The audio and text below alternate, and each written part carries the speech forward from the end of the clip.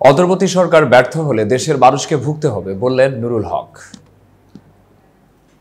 অন্তর্বর্তী সরকার সফলতার উপর দেশের আগামীর ভবিষ্যৎ নির্ভর করছে বলে মন্তব্য করেছেন গণ অধিকার পরিষদের সভাপতি নুরুল হক।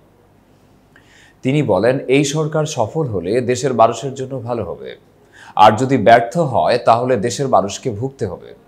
তাই সরকারকে সফল করার জন্য সবার সহযোগিতা করা উচিত।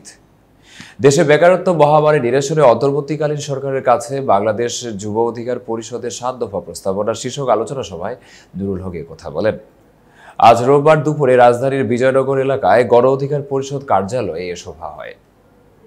সভায় নুরুল হক বলেন, শেখ হাসিনা দেশ ছেড়ে পালিয়েছেন, অথচ তার দোসররা এখনো সক্রিয়। তারা গোপালগঞ্জে হত্যাকাণ্ড ঘটিয়েছে। আগামী 1 সপ্তাহের মধ্যে গোপালগঞ্জের হত্যাকাণ্ডে জড়িত সবাইকে আটক করার দাবি জানান নুরুল হক। তা না হলে সেখানকার প্রশাসনের কারো চাকরি থাকবে না বলেও হুঁশিয়ারি দেন তিনি।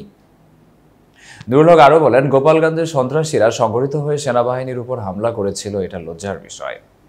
তিনি বলেন, তাদের শায়েস্তা করতে না পারলে ভবিষ্যতে বড় ধরনের অঘটন ঘটতে পারে। আওয়ামী লীগকে পুনর্বাসন করে রাষ্ট্র সংস্কার সম্ভব নয় বলে মন্তব্য করেন গণ অধিকার পরিষদের সাধারণ সম্পাদক রাশেদ খান। এবং তিনি বলেন, এরই মধ্যে সর্বত্র বিশৃঙ্খলা শুরু হয়েছে, রাষ্ট্র স্থবির হয়ে আছে।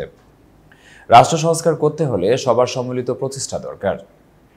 কিন্তু রাজনৈতিক দলগুলোকে কাজে সম্পৃক্ত করার ক্ষেত্রে অনীহা দেখা যাচ্ছে। রাজনৈতিক দলকে দূরে রেখে কি রাষ্ট্র সংস্কার সম্ভব?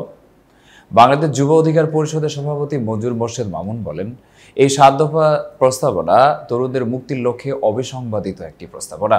সরকার অনতিবিলম্বে এসব প্রস্তাব আমলে নেবে, অন্যথায় সারা দেশে তরুণ সমাজের মধ্যে জনমত তৈরি করা হবে। এতক্ষণ বার্তা বৈঠকের সাথে থাকার জন্য ধন্যবাদ। নতুন নতুন তথ্য ও সংবাদ পেতে বার্তা বৈঠক ইউটিউব চ্যানেল ও ফেসবুক পেজের সাথেই থাকুন।